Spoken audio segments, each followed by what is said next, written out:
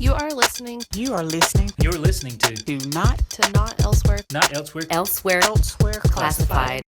All right, everybody, welcome to the Not Elsewhere Classified podcast. I'm your host, Brian Quee from medicalcodinggeek.com. Today in the podcast, we have Dr. Richard Pinson from Pinson and Tang, LLC. You also might recognize the last name Pinson and Tang from the original CDI Pocket guide. Now, you'll hear in the podcast episode where I first learned of the two last names when I first got started in CDI. But before we begin, if you're listening to this podcast for the first time, welcome. Over 70% of our listeners listen to this podcast on Apple Podcasts, so please pick up your Apple device, go to Apple Podcasts, and leave our show a 5-star rating or review. You could check out Not Also Classified and Medical Coding Geek on social media, including Facebook, which as of today, I believe is going to be called Meta, so META.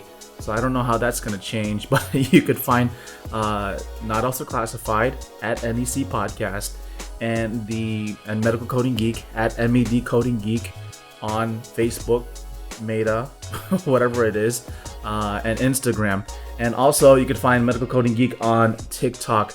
You could check out our Facebook Meta groups as well. You could find them on medicalcodinggeek.com. And if you're interested as well in promoting your brand or service or company by using our podcast platform or our videos, please feel free to reach out to us.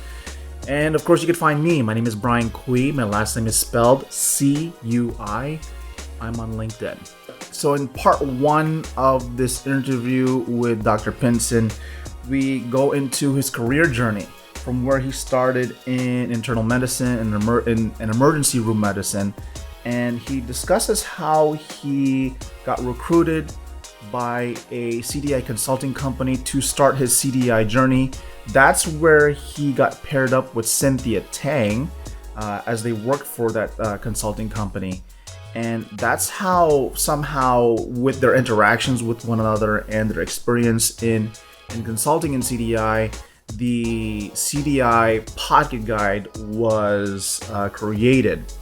Dr. Pinson also talks about his journey into getting or obtaining the CCS credential, which I find very interesting, that physicians get coding credentials to at least cross over and have a better understanding of what coding is like in relationship to their medical skills.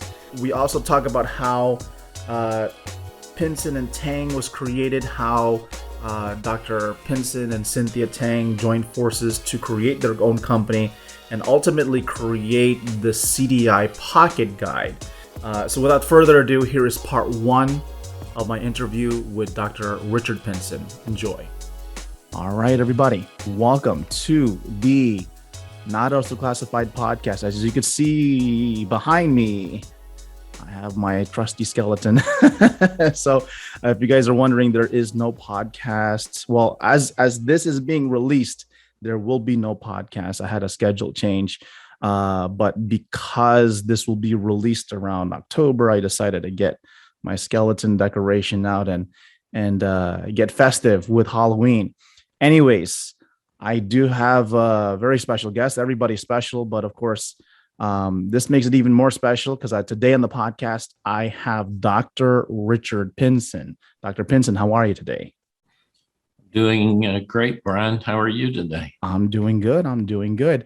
Now, Glad to hear it. Yeah, so I've been, as I mentioned before, we were talking earlier, my background is in clinical documentation integrity, and so I started out in CDI back in 2006, really early on. I guess when CDI used to be called Clinical Documentation Improvement, and even before the Association of Clinical Documentation Improvement Specialists were out, it was just, to me, like a concept that I got hired in. And slowly and progressively, people who got into CDI wanted resources, right? And Hmm. and I remember, I mean, just so you know, when I got into CDI, my background is I am not a nurse. I have a background in health information management. I got into CDI just given a chance, right? And I've actually recorded a podcast episode with my previous boss who actually had hired me. And when we got started, I mean, I only had like basic training in DRGs, uh, on the job training with medical coding, inpatient coding, Yes. really basic training in with clinicals. I had none. So of course I had to be paired up with a nurse and learn that way. But there's only so much that you can learn on the job, and somehow, like, you can be guided one way, you can be guided in another way. And I know the ACDIS came out, and because there was a need, because I've actually did a podcast episode with Brian Murphy, and the way I understood is that there was a need. There was people getting into CDI and people inquiring, just like, like coding clinic. There needs to be some form of guidance in this realm back then. And all of a sudden, people started talking about this Pocket guide. And I'm like, oh, wow, there's this Pocket guide out there. Where could I get it? And I remember the two last names, Pinson and Tang. And so that to me has always rung in my head. So anybody who tells me, well, go get the Pocket guide, I know there's a different Pocket guide with Actis now, but I've always referred to getting the one from Pinson and Tang, since they are, as I would call, the OGs in the game, that really developed this Pocket guide that goes step by step, DRG by DRG, condition by condition, CCE and MCC, all of that, SOI, ROM. Those are the things that I understood, and by looking at this Pocket guide, it helps you go through every possible nook and cranny for me, because I used to work at a trauma level 1 trauma center, open heart, just a very wide variety of specialties. And so to have a guide like, okay, well, if I had seen this condition, I will go find it in this book. It'll help me, guide me through. And that kind of, set me straight and guided me through my career path. But anyways, you could talk about that later, right? And how it got started. But the way we connected, of course, is through LinkedIn, right? And so Right. it actually became, it was through your events, you and Cynthia Tang, you were promoting your events, free CEUs once a month. And so I got caught wind of that, and I took over what's called Hit Knots back then, with Mary Dudash White from Ohio, and she retired, and she gave me this Hit Knots thing where she offers free CEUs. And so when I took over Hit Knots and made it their CEU hit list, I was looking for CEUs, and people were asking, is there anything aside from coding and HIM that you can offer for free CEUs? And I said, I will look around, right? So I did a search on the internet, I did on LinkedIn, wherever it may be. And of course, I find that you guys were offering free CEUs once a month. I know previously you were doing sepsis. As of this recording, tomorrow, you guys are doing one on AKI and CKD and acute tubular necrosis. So what I did is I actually signed up for the what do you call it? The listserv, right? The email list. And I get monthly updates on when you guys do that. And so I take the link and I put it on the list and I share that out with everybody else. Oh, that's fantastic. Yeah. So from there, I was like, okay, well, if I'm doing this, I might as well connect with the man. And then eventually down the line, I'm sure I have to do an interview with Cynthia. I said, I might as well connect with them on LinkedIn. So, and then when we connected, you were promoting. I'm like, I'm already promoting you, man. So you don't have to promote to me because I'm already promoting your stuff, and I'm well aware of your work. And I said, you know what? I think this would be a great opportunity, just like anything else. If I make a new connection on LinkedIn, I'm going to ask, can they be on the podcast? Because I would like, because, people who connect on LinkedIn or with me, they don't connect any further. They just want to see what I do. I take it a step further. I said, well, let me just get you on a podcast and let's talk. Let's just have a conversation about yourself. And that's where we are today. So here we are. Yeah. So I'm glad to have you on. I'm very interested because this is our very first conversation. I'm very interested in your background and everything leading up to today. So this is the first question I'm going to give you, Dr. Pinson. Where did you come from and how did you get to where you are today? That's a comprehensive question. Well, take your time. The way I'd like to approach that is give you a little bit about my background professionally and how it relates to CDI and then to the Pocket Guide, which came from all that work. So my medical background is primarily in internal medicine and emergency medicine, in which I was board certified in both of those fields. I actually trained as an internist with 4 years of residency and board certified there. However, I practiced emergency medicine, for the acute care nature, which I love so much in internal medicine as I was trained. So they didn't have hospitalists back in those days, which I'm sure I would have been if they had. But I practiced emergency medicine for 20 years. Wow. And was board certified for 20 years in that specialty. So after about 20 years of practice, 22 years of practice, I had a request from a friend who was working with a consulting firm in CDI at the time about whether I would be interested in helping them train doctors and train nurses and train coders and other specialists. And so I said, well, sure. That sounds really interesting to me. So as a part of that, I decided to become certified as a coding specialist and got the AHIMA CCS because I wanted to be able to speak and understand, where coders were coming from. Because coders know that doctors don't generally know very much about coding. So I think that was an important step. And when I went to work with this company, I was paired with Cynthia Tang back then. Oh, okay. And this is probably, right around the time or a little before that you became exposed to CDI for the first time.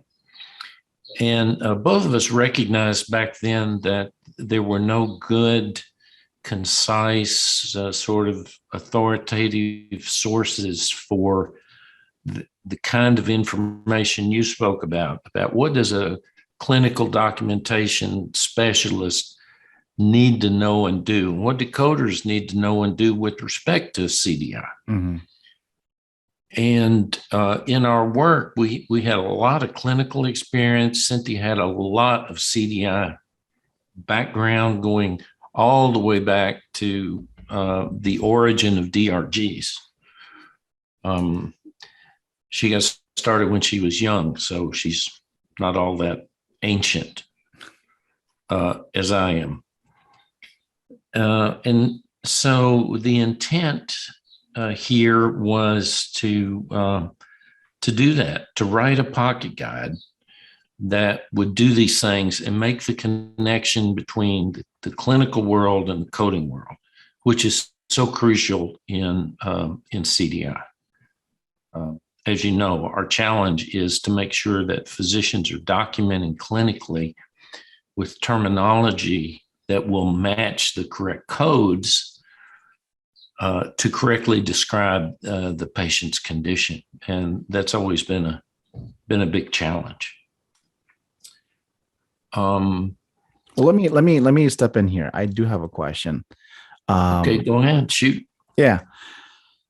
After you said after 22 years in medicine, emergency medicine, internal medicine, and Right. you got this opportunity for CDI, and you said yes. Why did you say yes? What made it intriguing in the first place that you decided to, after 22 years, jump on to another, um, I guess, career per se? It's even though it's in the same line in healthcare, Right. but it just is a different track. So, what made it intriguing? The proposal to make a change. It's a great question. And there are a couple of factors. One was that, after 20 years or so of doing emergency medicine, high stress kind of practice, Mhm.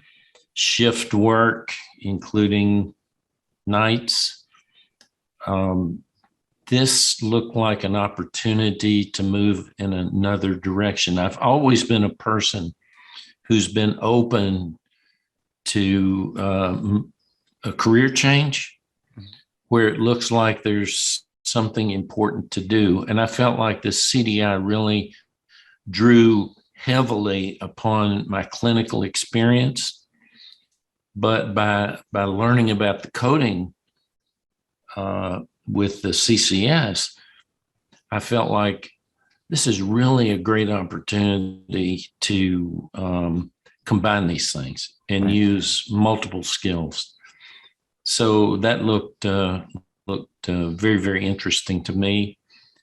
Also, it included consulting work and writing about CDI clinical things, and so it was education basically. Okay. It involved education of others, coders, documentation specialists, physicians.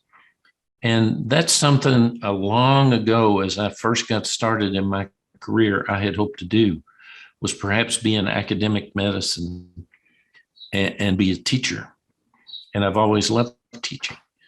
And I had a little bit of opportunity to do that in emergency medicine, but this really opened up a whole huge opportunity to actually accomplish those early goals Mhm. that I had, but didn't sort of work out the way you might expect it to.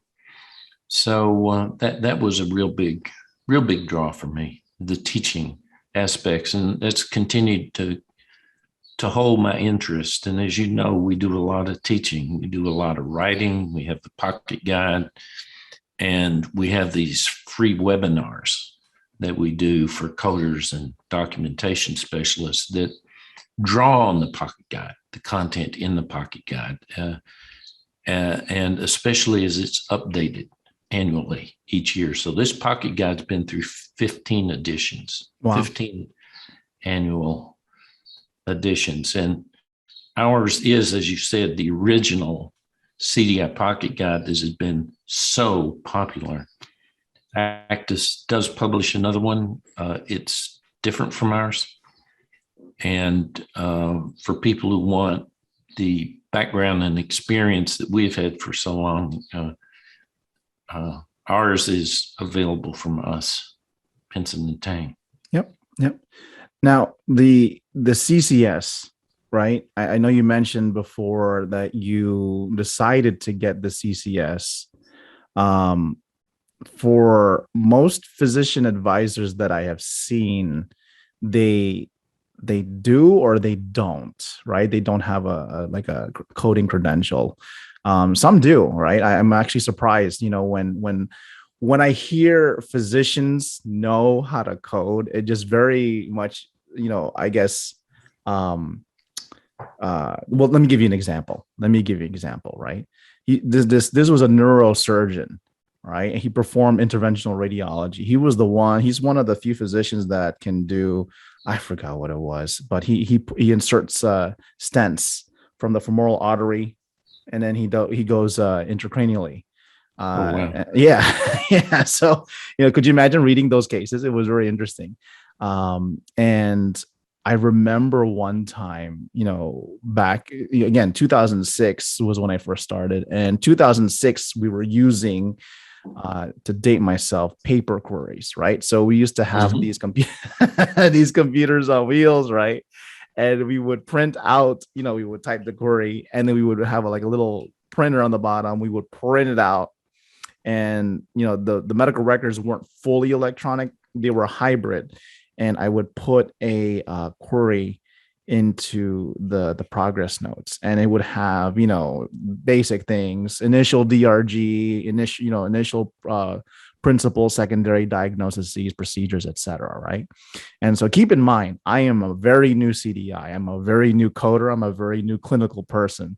And I put a query in, and I had my phone number, and for some reason I get a call, from this doctor, and he says, hello, is this Brian? I said, yes, this is Brian. I said, hi, this is Dr. So-and-so from neurosurgery. I'm like, oh, how, I didn't expect that doctor to call me, Yeah. I Wow. didn't expect the doctor to call me. And he says, I said, yeah, what's going on? Is everything okay? Is there anything that I can help you with? And he says, not really. And he says, I'm looking at this, and the color of the query sheet that we use is blue. I'm looking at your blue sheet. I'm looking at your blue sheet, and I'm looking over your codes. And I think you assigned the wrong code. It should be, and he gave me the code, like a subarachnoid hemorrhage. There's certain types of, I guess, loss of consciousness, etc. And he was telling me, no, it should be this.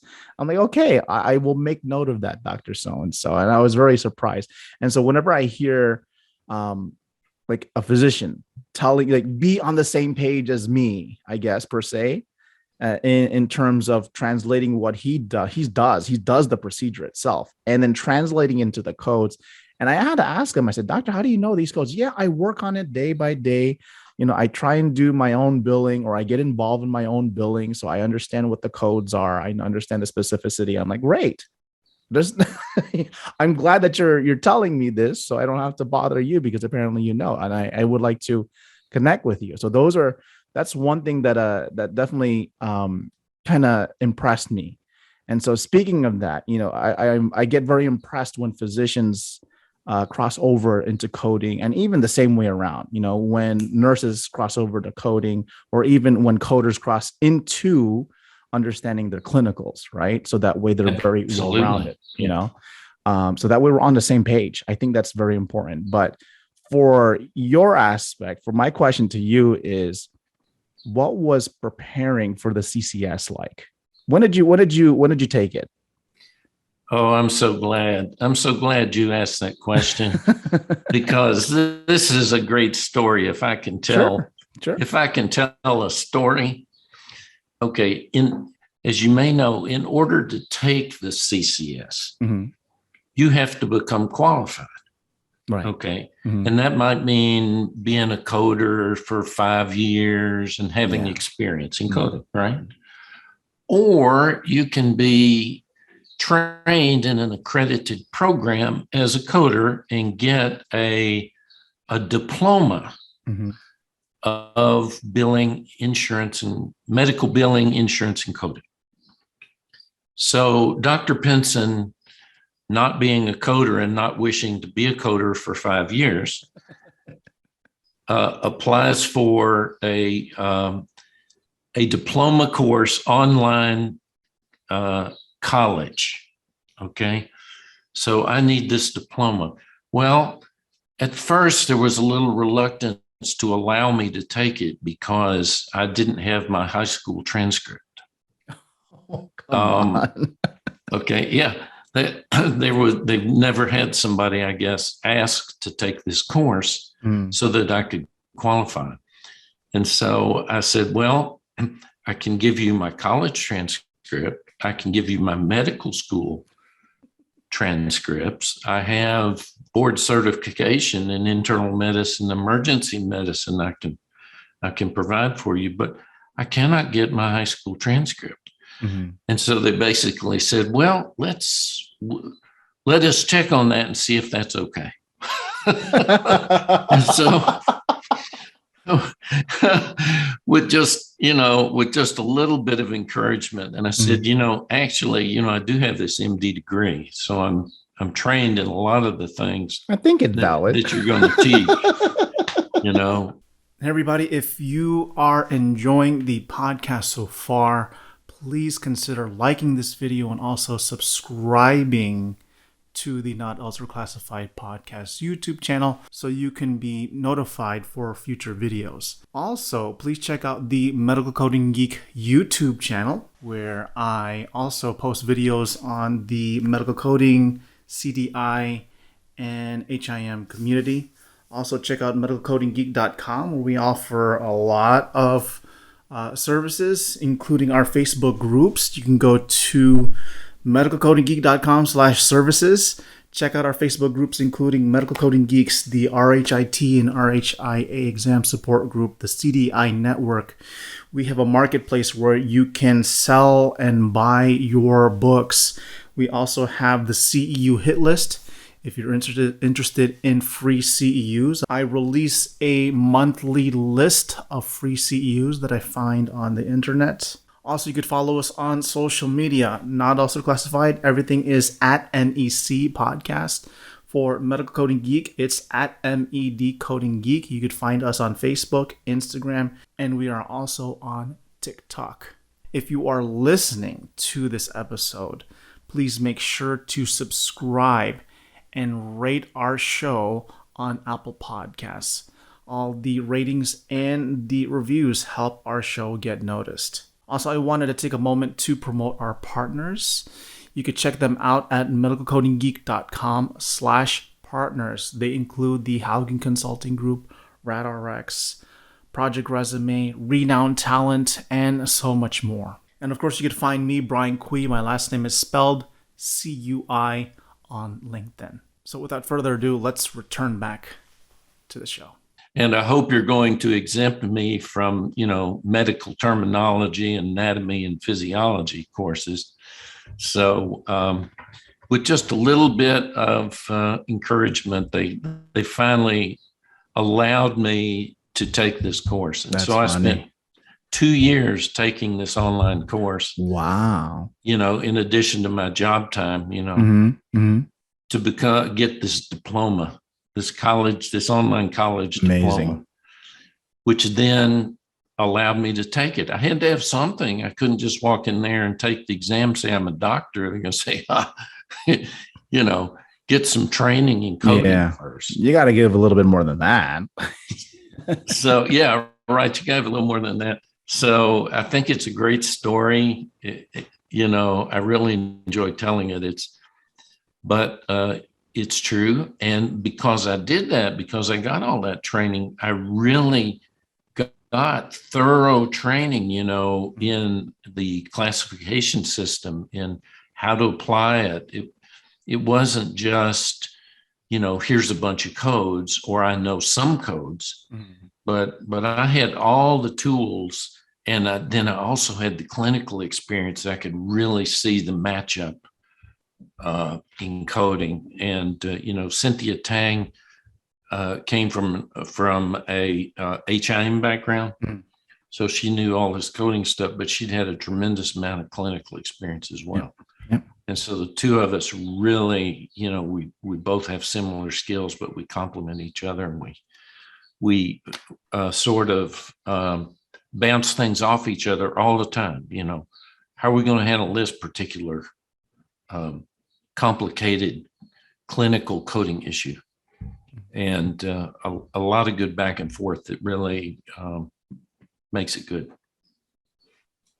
I like the back and forth, and the I guess the word is collaboration, right? So collaborating both from the clinical side and the coding side.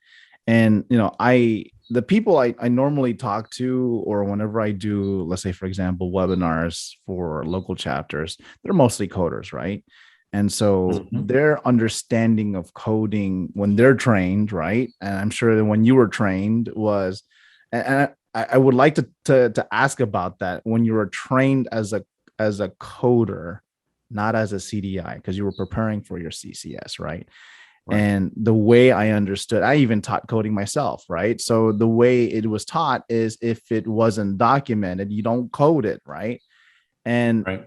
for coders on the productive side, because they have to be, producing completed charts, coded charts, etc. So they're not necessarily digging deep, as I would say, compared to, like, for a CDI specialist. They have to dig deeper to look at the codes, look at the diagnoses, assign the proper initial codes, make sure they're valid, and see if there's anything missing that is not documented but clinically valid that they can query. And so when you were doing it both, right? You were doing the coding training and also the consulting training. Is there, I guess what I would want to ask is, when you went through the training, do you think currently now, for coding programs, should there be any changes on how it's being taught? So, like, if you underwent a training for 2 years in coding, if you had to go do it all over again, or if you had to revise their curriculum, how would you do it that would be more beneficial to also looking at CDI? That's a good question, because thinking about that, I'm also thinking about the fact that the HEMA has this CDI credential, Mm-hmm. the Clinical Documentation Improvement Professional. Yep. And I have that credential. Yep. Well, good for you. Yeah. Because I think, you've got to offer basic coding certification to coders when they first getting started. And I think trying to jump straight into CDI and teach all that is maybe going a little too,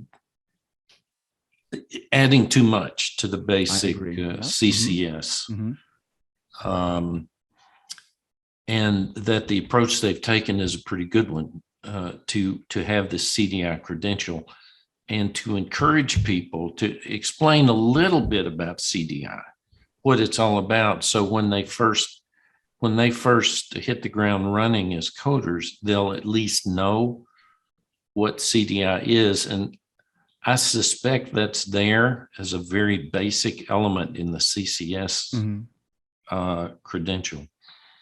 But I'm glad that AHIMA has this sort of coder-focused CDI credential, because I also took that recently. Oh, did you? Yeah, I wanted to have that credential as well.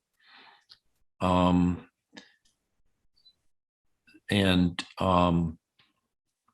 think it is focused a little more on what coders need to know than maybe what nurses need to know. I agree. Mm-hmm. And so I think that's the right approach. They have that for everybody. AHIMA is really interested in promoting CDI. Now they were a little slow, a little behind the curve.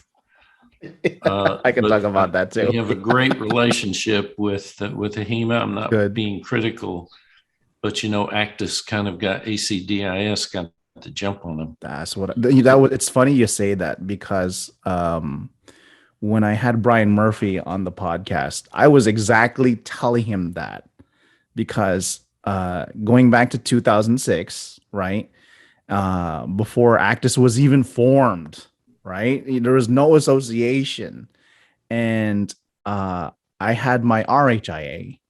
Oh, I still have it now. The Registered Health Information Administrator. After completing my bachelor's. And so that's the only credential I had coming in as a CDI. And this was before the CDIP ever came out. And I'm like thinking, boy, this CDI thing back in 2006 is going to be popular, because people are starting to talk about it, especially on, the internet, social media, AHIMA, nurses, coders. I'm like, where do we go? And when I was talking to Brian Murphy, he says, well, we created it because there was a need. There was a need for a community to be guided, because there's a community out there like, what do we do, where do we go? And so that's why Actis was created. And the thing is, I was waiting for AHIMA. Really, I really was. I was like hoping, can they get on the ball and do something, because I myself was a AHIMA member, and I was waiting. I was like, come on, let's get on the ball, because when they come out with the credential, I'm going to go get it, because I am not going to pay 2 association fees, because I'm on a budget here. And I'm waiting. I'm waiting and waiting. All of a sudden, then you have Actis, then you have the CCDS. I'm like, come on, AHIMA. Come on, AHIMA. Come on with your credential. And they finally got it out, but then they started beta testing. And I'm like, I don't want to be a guinea pig. And so I decided on, I think it was 2015, the same year when ICD-10 came out, I decided to go for the CDIP. And at the time, they didn't have any study guide, no study guide. And and what's funny is I took the test in 2015. 2016, guess what?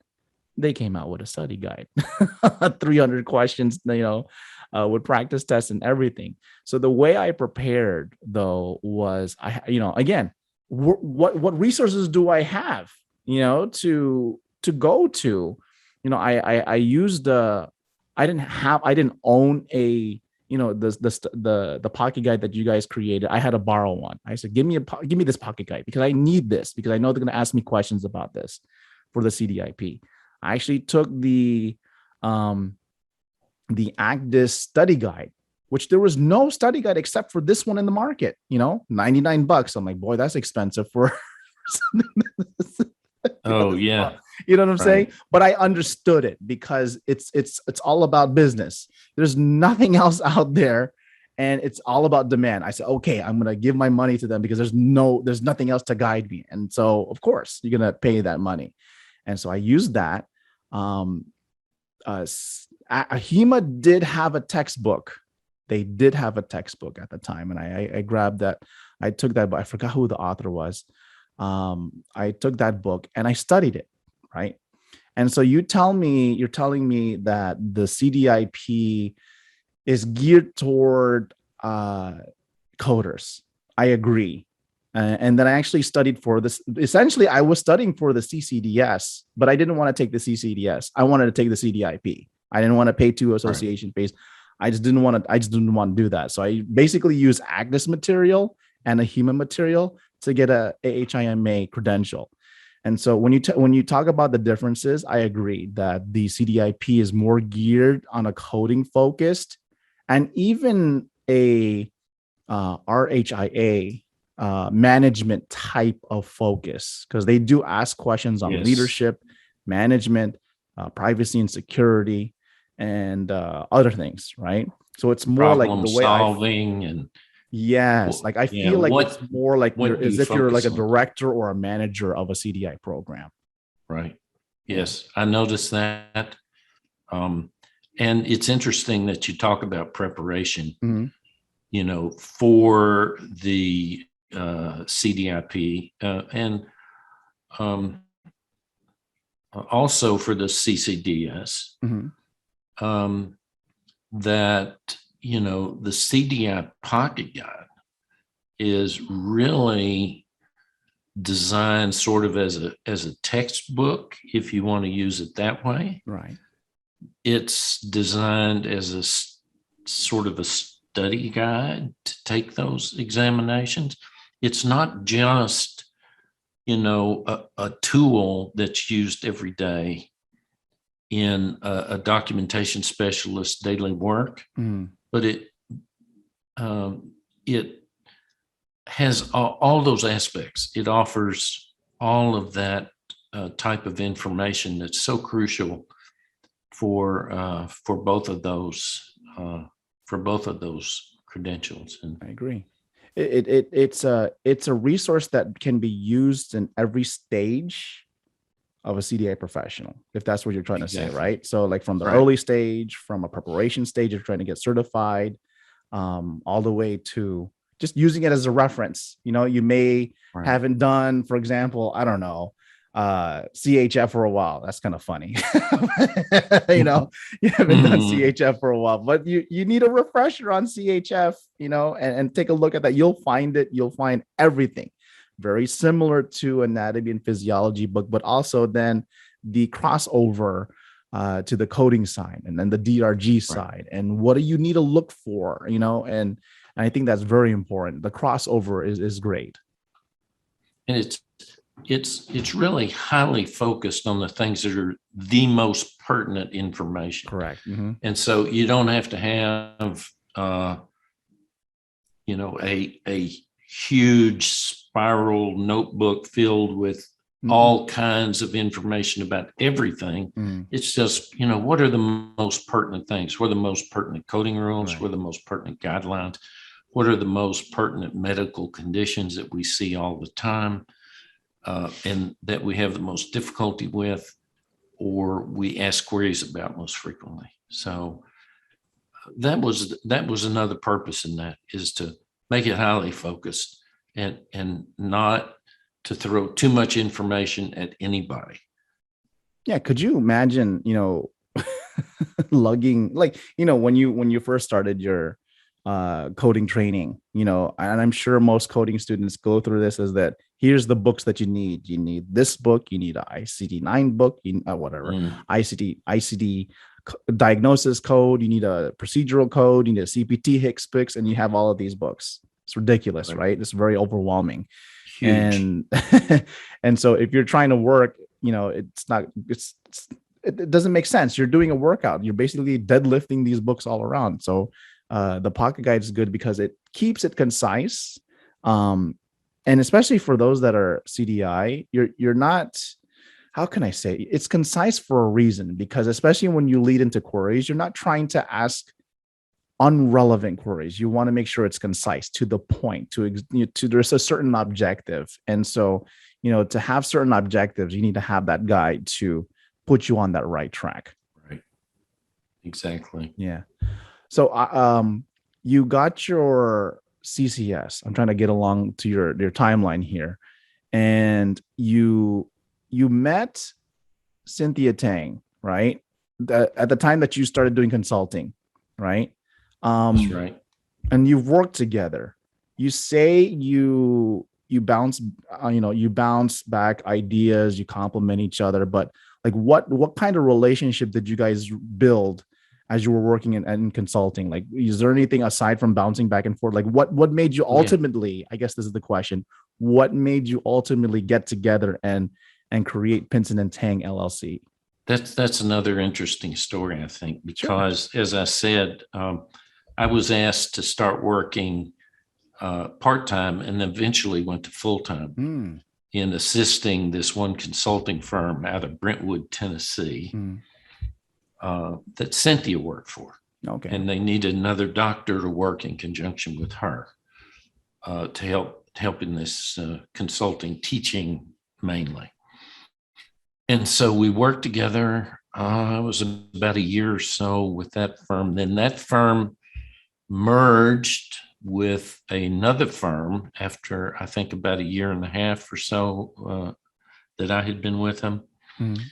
And you know how mergers go sometimes. Yes. I mean, we got sort of shuttled off by ourselves under some managers that, really didn't understand exactly what we did and didn't really understand how CDI worked. And we didn't have any good tools for teaching. And so after that merger, we began to say, we have a lot of good ideas here. We have a lot of things we could publish. We could teach this better if we were independent. And we certainly don't want to create this guide while we're working as employees for this consulting firm, because we think it has so much potential. We want to own it ourselves. Interesting. And so in order to be able to teach the way we wanted to teach, to implement programs the way we wanted to implement them, and in order to actually write this pocket guide, we decided we're going to form our own company.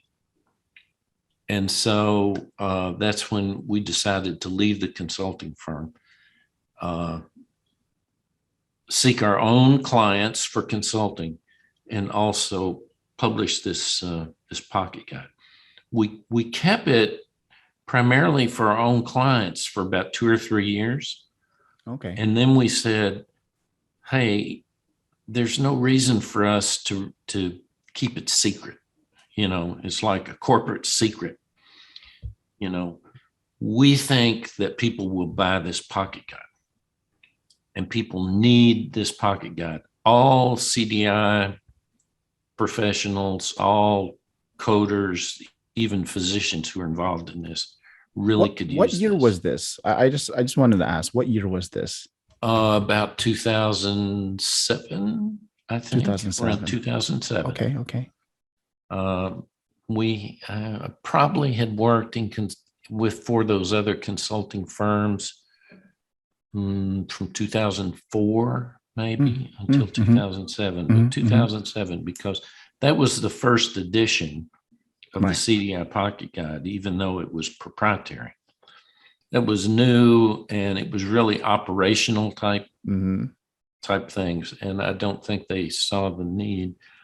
But just about the same time, Actus was getting organized. Right. Mm-hmm. And that's when we went to Actus and said, we think this could help you a lot, and this could help us a lot, because this is something you could really offer that we believe is really super for CDI specialists. And so we saw, both of us saw that opportunity, and for about 10 years, Actus published that for us. And then amazing. And since 2010,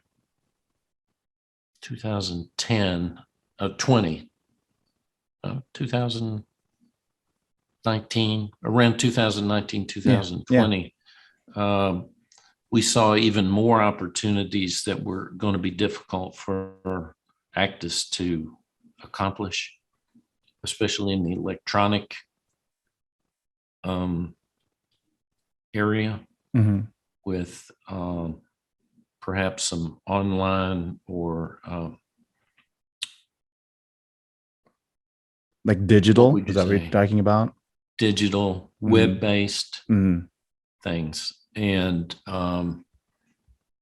that the only thing that was really going to work for them was going to be sort of PDF type things. And we definitely wanted something that had much more user-friendly, interactive, searchable type things. Kind of like an application. Is that what you're trying to? Absolutely. Okay. And I think the fact that, cloud-based. Okay, good. Yes. You're speaking the lingo. You don't have to download something and use something. You can access it anywhere, anytime. And it's got a lot of super features. And that's we call that our CDI Pocket Guide Unbound interesting version. So it's basically a web application, and that's extremely popular now. That outsells the print. Does it really? CDI Pocket Guide, yes. So there you have it. That is part 1 of my interview with Dr. Richard Pinson. You could find Dr. Pinson on LinkedIn. That's how we found each other. You could also go to pinsonandtang.com if you're interested in their CDI services. For the Pocket Guide, you could go to CDIPocketGuide.com. I checked recently on Dr. Pinson's LinkedIn profile page, and he posted a discount. There's a 15% discount on the 2022 CDI Pocket Guide version, which you could go again to CDIPocketGuide.com. That 15% is good through October 31st. So that's through this weekend, the weekend that I release this podcast episode. MedicalCodingGeek.com